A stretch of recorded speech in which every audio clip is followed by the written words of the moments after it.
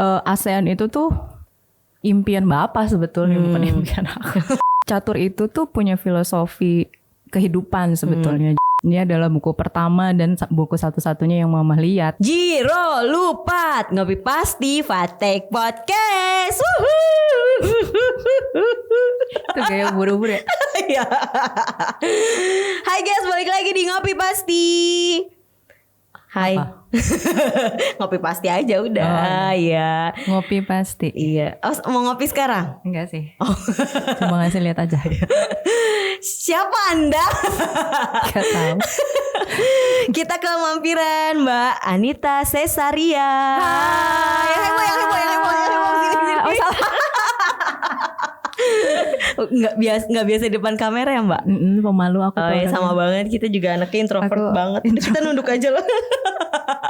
Mbak Anit, apa kabar? Baik, alhamdulillah. Eka, apa kabar? Alhamdulillah, seperti yang Mbak Anit lihat, makin subur.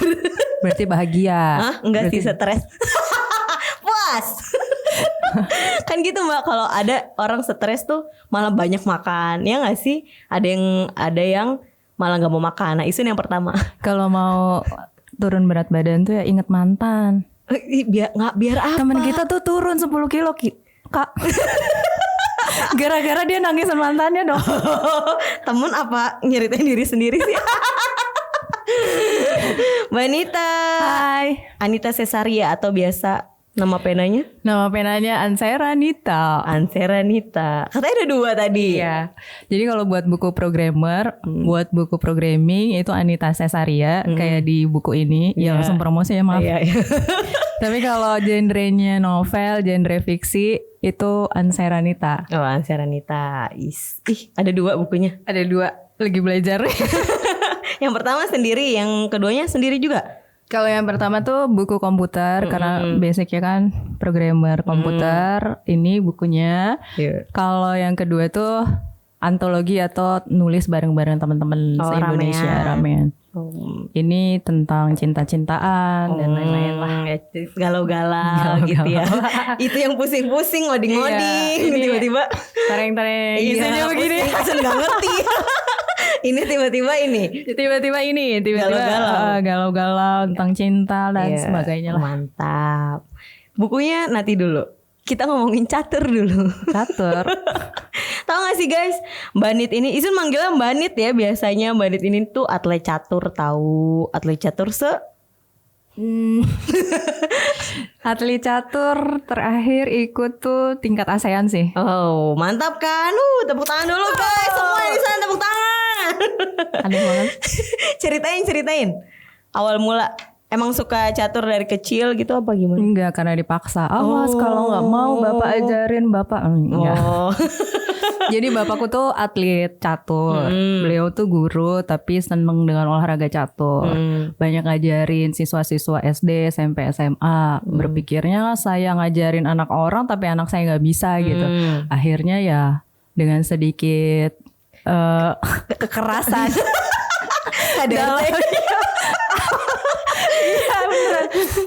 Iya kayak gitu. Jadi memang sedikit dipaksa untuk bisa ke olahraga catur. Tapi akhirnya aku bersyukur sih gara-gara catur ini bisa masuk Universitas CIC karena beasiswa olahraga itu. Jadi ada hikmahnya. Karena prestasi itu. Karena prestasi. Ceritain, itu mulai kapan? SD? SD kelas 5 tuh mulai diajarin. Terus mulai beberapa kali juara tuh mulai SMP. Kan dulu ada sampai sekarang juga masih ada sih Pop Kota, Pekan Olahraga Pelajar Kota Cirebon. Kemudian di Cirebon lolos, ikut ke Jabar juga lolos, masuk ke nasional. Terakhir 2006 tuh di tingkat ASEAN. Udah sampai situ, sampai ASEAN terus udah nggak dilanjut lagi sih. Dilanjut. Sekarang udah enggak? Sekarang udah enggak. Ini enggak les private catur gitu, ngajarin anak-anak generasi penerus. Waktu masih kuliah sih masih aktif ngajar catur buat adik-adik yang masih SD, SMP. Tapi setelah 2010 tuh udah enggak sih, udah gak aktif di catur. Pernah dimasukin jadi pengurusnya aja, cuman sekarang udah enggak. Pernah jadi wasitnya, tapi sekarang juga udah enggak. Pokoknya Blast tahun 2010 tuh udah terakhir. Kenapa memutuskan untuk udah? Melo sih sebenarnya alasannya karena ingetan bapak aja. Jadi kalau lagi main catur tuh sering keingetan nasihat-nasihat, jangan itu jalannya, pembukaannya harus begini kan. Kalau catur tuh ada nama pembukaannya ya, pembukaan Cecilia, pembukaan Prancis, pembukaan ini gitu. Jadi 10 langkah pertama permainan catur tuh disebutnya pembukaan. Oh, gitu. Ada nama-namanya. Ada nama-namanya dan ada teori-teori dari negara-negara itu gitu. Jadi suka keingetan kalau misalnya lagi main catur tuh tiba-tiba melo aja, nangis dan segala macam. Jadi mungkin nggak baik untuk akunya sendiri, ya udahlah dilepas aja gitu. Padahal sih memang sayang. Jadi memutuskan untuk berhenti. Iya, setelah berarti dari tahun berapa ya? 2000 sampai 2009, sekitar 9 tahunan di catur. 9 tahun. Mewakili Cirebon tuh ke ASEAN. Iya, mewakili Cirebon. Oh, mantap banget. Itu masih ada beritanya kan? Oh iya, ini mau dikeluarin kayak gitu. Jeng. Ini bintang tamunya narsis ya. Hostnya diingetin loh. Buat bukti gitu. Oh iya, nih tarang. Itu kenapa kan? Ya gak apa-apa. Ini tuh nih Mbak Nit tuh ngumpulin Bapak ngumpulin kalau Mbak Nit apa namanya? Masuk koran kayak gitu, dibikin clipping sampai bentukannya gini. Ini dipajang, Mbak. Iya, dulu kalau ada pop kota tuh dipajang. Tiap-tiap ada lomba tuh dipajang. Ini Mbak Nita yang ini? Iya, itu Bapak tuh yang pojok sana tuh. Yang ini? Iya. Oh iya. Ini banyak loh sebenarnya di sini nih. Mau dilatih semua nih. Gak bisa ngambilnya. Itu tandanya harus Yes, itu kan maksudnya. Makasih lah sudah mengingatkan. Nih banyak. Nah, itu pertama kali masuk tuh. Oh, ini Mbak Nita. Iya, ya Allah. Beda. Ini zaman SMA. SMA kelas 1. Oh, SMA 1 ya. Tahu kan Isun? Tuh SMA banyak. 1. Ini yang terakhir nih di ASEAN itu. Oh, yang ASEAN ini. Pulang dari pertandingan dijemput Pak Wali Kota. Wis, siapa ya waktu itu wali kotanya? Pak Subardi. Oh, Pak Subardi. Itu di mana, Mbak? Apa? Di mana tandingnya? Di Jakarta. Oh, di Jakarta. Ini Bapak almarhum waktu Bapak meninggal tuh diliput sama Mitra Dialog. Ini tulisan Mbak Nit. Iya. Dan masih banyak yang lainnya. Yeay, udahlah. Keren banget emang. Atlet Cirebon. Berarti awalnya emang karena dipaksa. Iya, dipaksa, serius. Bukan suka ya. Bukan, sampai sekarang juga kalau disebut suka main catur enggak. Tapi nasibnya masuk kuliah juga gara-gara catur kan. Iya, jadi kan disyukuri ya Mbak Nit. Ya gara-gara catur akhirnya bisa masuk kuliah dapat best. Itu gratis full 100%. Mantap. Isun mau juga dong berprestasi apa gitu ya. apa yang cocok apa nggak usah ketawa. Jangan. Nanti Juli ngomong aja prestasi dalam bidang apa gitu biar digratisin gitu. Terus akhirnya masuk ke universitas. Iya, jadi itu juga sebenarnya nggak sengaja sih. Waktu tahun 2006 selesai pertandingan itu ke Grage Mall Cirebon belanja. Beli dompet. Tadinya tuh udah kelupaan, udah di depan angkot, tapi lupa, oh iya dompet belum kebeli. Tadinya sama teman-teman. Jadi ketemu sama teman-teman SMA di Grage. Kemudian pas udah pada pulang tuh baru ingat, oh ya kita mau beli dompet. Balik lagi dong ke Grage Mall di atas itu. Sekalian lewat di situ ada brosur CIC lagi promosiin ada jalur beasiswa dari olahraga gitu. Ya udah akhirnya daftar terus masuk. Setelah itu Bapak meninggal tuh. Setelah aku udah dinyatain, oh iya boleh masuk sini karena prestasi kan dilihat semua sertifikat, semua pegang penghargaannya. Oh ya bisa nih ngajuin 100% beasiswa katanya gitu. Udah lulus Agustus tuh Bapak meninggal. Jadi bener-bener pada saat tahu aku masuk situ karena catur tuh melo juga karena happy banget. Bapak tuh happy banget. Jadi aduh kayaknya lega gitu. Perjuangan saya nyiksa kasarnya nyiksa anak saya berbuah manis. Nyiksa anak dewek bener. Iya bener-bener yang happy. Kata orang-orang pas Bapak meninggal tuh pada datang nyeritain itu happy banget. Anaknya bisa kuliah dari jalur beasiswa olahraga segala macam gitu. Akhirnya oh ya udahlah alhamdulillah walaupun terpaksa tapi bisa berbuah manis sebelum Bapak nggak ada gitu. Bisa bikin bangga orang tua ya Mbak. Dan ASEAN itu tuh impian Bapak sebetulnya bukan impian aku. Impian Bapak. Jadi dari tahun awal aku belajar catur dan sampai ikut ke jurnas segala macam goalsnya adalah ASEAN terdekat katanya gitu. Terus Bapak yakin kamu bisa ke tingkat ASEAN. Tadinya tuh ASEAN tuh di Bangkok pertandingannya. Tapi jalan Allah ya akhirnya di Jakarta diadain, ya nggak jadi di Bangkok.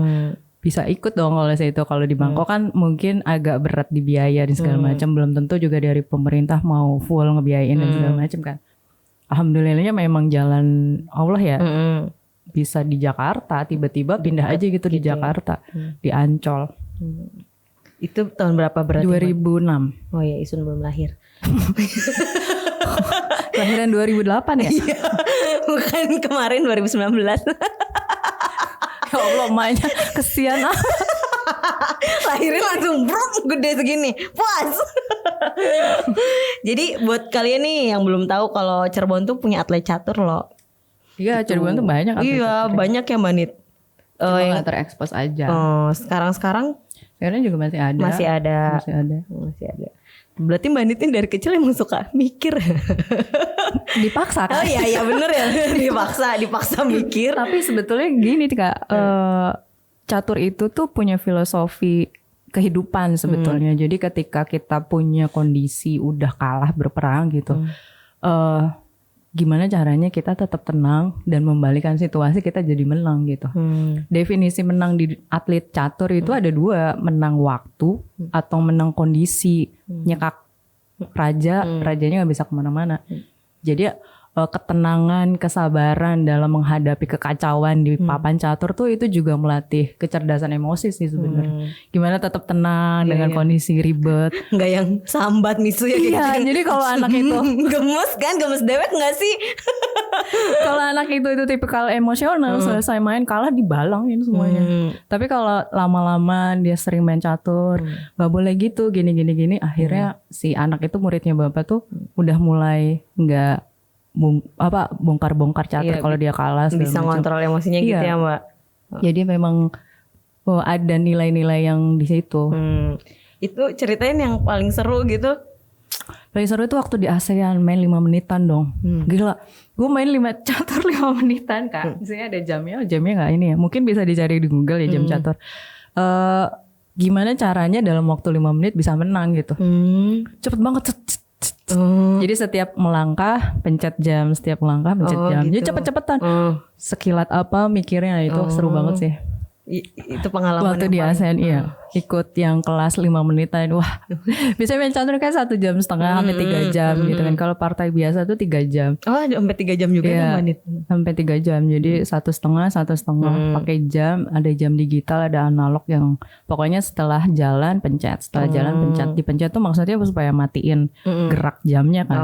Makin cepat mencetnya makin cepat juga jam itu mati, akhirnya kan nggak bergerak banyak. Semakin lama mikirnya jamnya terus bergerak. Kemungkinan kalah waktunya besar gitu. Oh, itu juga jadi poin ini ya, poin nilainya. Makanya aku bilang tadi kan kalau atlet catur tuh bisa menang waktu atau menang kondisi. Kalau menang kondisi ya memang udah mati aja rajanya, nggak ada jalan. Kalau menang waktu ya itu karena proses berpikirnya cepat, waktunya juga sedikit dipakai. Terus pernah nggak kalah nangis gitu? Sedih-sedih. Oh ya sering. Karena tidak tahu yang terjadi di rumah. Iya itu. Iya. Sebenarnya Bapak tuh bukan yang tipe pemarah gitu. Cuman tuh auranya udah nggak enak gitu. Kalau udah kalah tuh diem aja. Nggak mau pulang.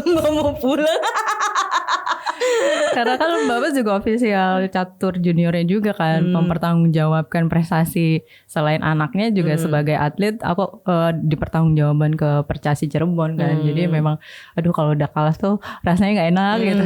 Tapi kalau catur tuh kan beberapa kali main nanti diakumulasi, nggak sistem gugur sih. Ada ininya ya. Ada aturannya.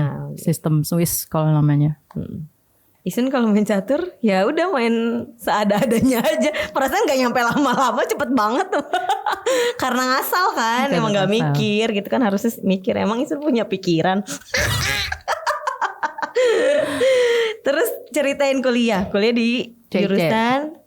Di jurusan Sistem Informasi, komputer. Terus akhirnya suka ngoding-ngoding. Awalnya itu kan karena beasiswa ya, dan zaman SMA tuh teman-teman bilang aku sih nggak mau masuk ke komputer, susah segala macam. Sama aku juga mikir begitu Kak. Tapi setelah dijalanin seru juga ya gitu. Jadi tahun 2016 masuk sekitar setahun kemudian tuh udah mulai bisa adaptasi dengan mata kuliah di situ. Akhirnya suka gara-gara dosen Ibu Diana Trivena namanya, dosen programming pertama kali. Dia ngajarin tuh di papan tulis tinggal nulis codingannya. Gila, cewek. Keren gitu ya. Keren gitu. Definisi keren tuh ya perempuan bisa ngoding tanpa lihat buku gitu. Bener. Wow, aku mau kayak gitu. Biar disebut keren. Isun juga pasti bisa nih kayak gitu ya. Narsis emang. Tapi ya memang itu ngelihatnya kok keren. Terus belajar programming web di semester 5 lebih termotivasi lagi. Karena namanya web kan bisa dari mana aja, gak mesti di kantor kan. Waktu Bu Diana itu ngajarin itu bahasa pemrograman desktop, jadi belum terkoneksi internet, masih yang lokal aja. Pas web programming mulai termotivasi lagi karena nanti bisa kerja dari rumah. Kalau sekarang orang-orang banyak yang WFH, kita dari awal kerja juga udah WFH, udah sering ngalamin gitu. Dan memang enak banget bisa kerja dari rumah sakit waktu mamaku sakit. Waktu bisa kerja dari Bandung pada kantornya di Cirebon gitu-gitu. Yang ngeling gitu ya Manit. Pusing gak sih? Pusing. Isun kan gak ngerti kan, cuma sering denger Manit ngoding kayak gitu, pusing kayak gitu. Pusing. Jadi sebetulnya kalau udah tahu dasarnya sih bisa ditaklukin lah gitu. Cuma kalau pusing tuh kadang gini. Ada kasus yang belum pernah dikerjain gitu. Ada kasus yang harus riset dulu. Ini caranya gimana ya? Jadi ngoding tuh sebenarnya kalau belum pernah lebih banyak ke riset. Ini caranya gimana ya? Kodenya apa aja ya? Buat ini. Gimana caranya koneksin ke Facebook? Nah awal-awal kerja tuh belum terbiasa dengan begitu tuh. Riset dulu, baca dokumentasi Facebooknya dulu gitu. Jadi memang harus mau memperbarui pengalaman dengan baca-baca tutorial. Mau belajar gitu ya Manit. Kalau udah bisa sih gampang. Kalau udah tahu celahnya. Kalau udah tahu celahnya itu terus paling kesalahan logika. Kalau salah coding sih masih kelihatan ya di itu error baris sekian itu masih kelihatan. Tapi kalau udah salah logika tuh kita ngetes satu-satu scriptnya gitu. Itu yang bikin agak pusing. Udah tahu cewek kan gimana baperan gitu nggak sih Manit? Apalagi kalau udah PMS tuh ya. Iya, lagi pusing, perut sakit gitu ngurusin kayak begituan. Rasanya mau nimpuk Eka. Kok Ison? Timpuk aku. Akhirnya lahir buku ini. Iya, jadi tahun 2014. Nggak tahu itu jalan Allah lagi Kak. Memang Allah tuh maha baik sih ke aku tuh. Tahun 2014 tuh aku dapat project di kantor. Ya, waktu itu perusahaan multinasional. Jobnya itu dari US.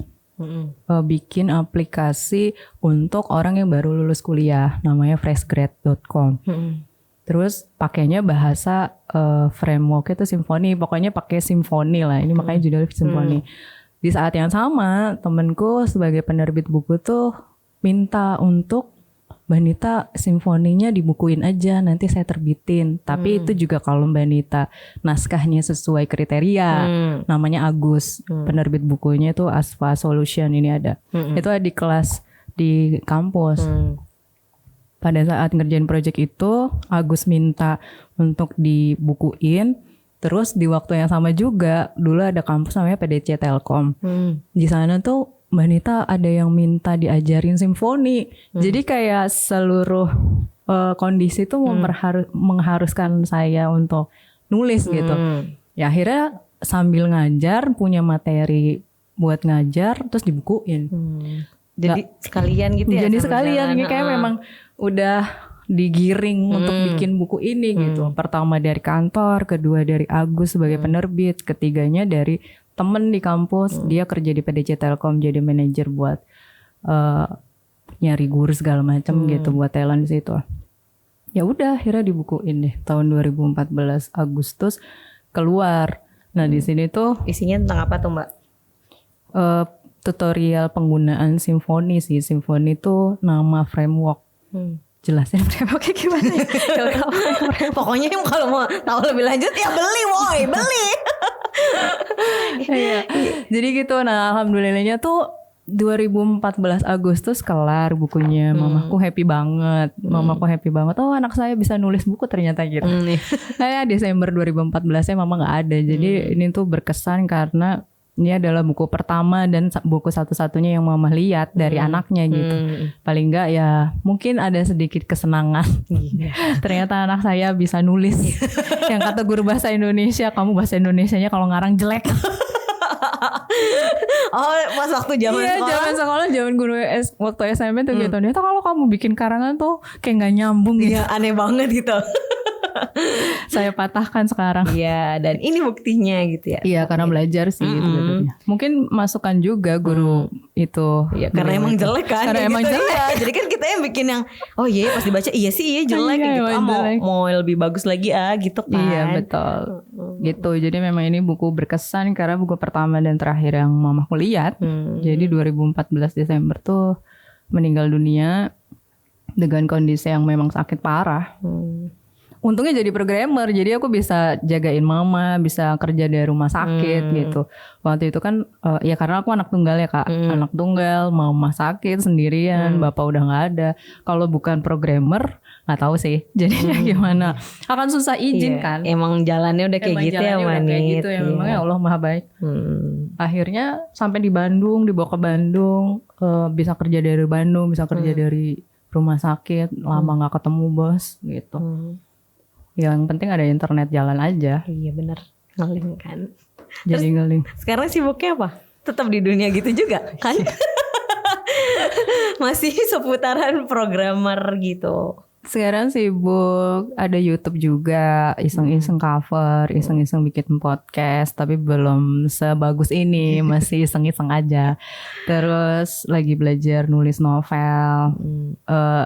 Terus buku kedua programming lagi naik cetak. Oh, lagi ada buku keduanya nih. Ya, buku programming buku kedua udah masuk penerbit tuh di ACC, tinggal nunggu giliran cetak, masih antrian cetak.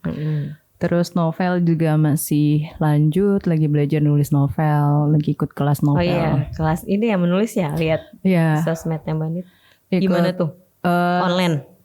Awalnya buku ini tuh di komunitas menulis online Indonesia. Terus sekarang sih emang lagi kursus menulis di Jogja, tapi via WA. Tapi gurunya itu penulis senior asal dari Jogja, namanya Pak Budi Sarjono sama Pak Toto. Berarti lagi mendalami nulis novel. Jadi memang ada banyak pengalaman ya, apalagi waktu ngurusin mama sakit yang mau di-share melalui tulisan gitu. Makanya belajar untuk nulis novel juga. Siapa tahu ada manfaatnya. Iya benar. Mbak Nit ada yang mau disampaikan gak nih ke teman-teman Ngopi Pasti? Buat teman-teman yang merasakan lagi di titik terendah gitu, karena aku juga dulu pernah. Ya fighting aja, apalagi sekarang masa pandemi ya, banyak orang-orang yang di-cut dari kerjaannya, banyak orang-orang yang nggak punya pekerjaan. Ya belajar menulis itu bisa jadi salah satu solusi sih gitu. Bisa ikut lomba-lomba menulis kalau memang minat di tulisan, atau cari pekerjaan secara online juga. Ada juga beberapa kayak misalnya translate atau desain, ya memang gak semua orang punya skill itu, tapi kalau mau belajar sih pasti bisa. Jadi masa pandemi dan masa digital tuh cocok. Iya bener ya. Gak kebayang kalau masa pandeminya pada saat belum sehebat sekarang internetnya kan. Pelangap loh ini umah ya. Pelangap loh, aduh gak bisa WA. SMS mahal kan dulu. Satu SMS 350 perak. Mbak Nit makasih udah mampir ke Ngopi Pasti. Makasih sharingnya. Semoga barangkali ke depannya bisa promo lagi buku ketiga. Iya. Enggak. Bercanda. Semoga buku-buku berikutnya lahir-lahir. Amin. Anak-anaknya lahir banyak sampai beranak cucu gitu. Terus. Amin. Semoga Eka juga apa? Sehat. Amin. Bahagia. Amin. Udah cukup. Makasih, sukses ke depannya Mbak Anita. Sukses juga Eka nih. Ya, sukses nulisnya dan program-program yang dibikinnya. Amin. Untuk Kota Cirebon. Amin. Keren emang Cirebon punya programmer cewek yang doyan ngoding. Enggak, kita doyan makan. Sama abis ini kita makan. Makasih Manit. Yo. Dadah. Makasih teman-teman yang udah dengerin Ngopi Pasti Fatek Podcast. Ketemu lagi di episode selanjutnya. Jiro Lupat Ngopi Pasti Fatek Podcast. Woohoo.